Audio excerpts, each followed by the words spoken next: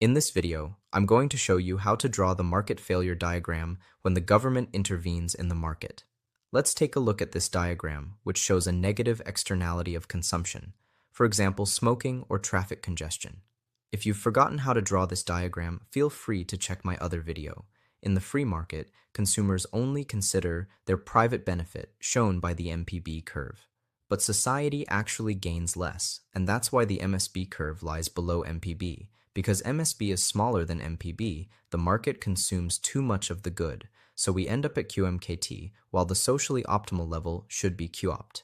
That gap is the market failure we want to fix.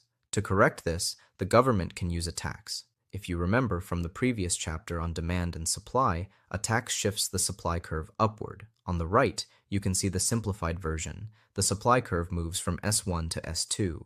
Now we apply the same idea to our market failure diagram. A Pigouvian tax increases production cost, so the MPC curve, which is also the supply curve, shifts upward by the amount of the tax.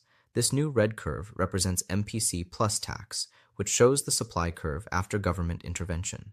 When the MPC curve shifts upward, the new equilibrium quantity falls.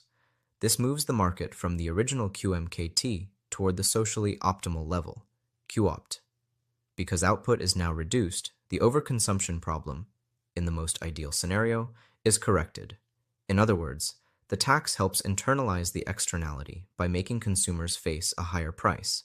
As the new supply curve intersects MPB at a lower quantity, the welfare loss shrinks, or even disappears. This is exactly what the government wants, to reduce the gap between private decisions and the socially desirable outcome. So overall, a Pigouvian tax raises the effective cost, reduces the quantity consumed, and brings the market closer to the social optimum.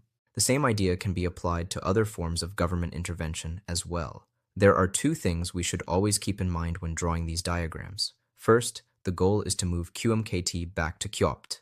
Second, think carefully about whether the policy shifts demand or supply. I hope you enjoyed this video. See you next time.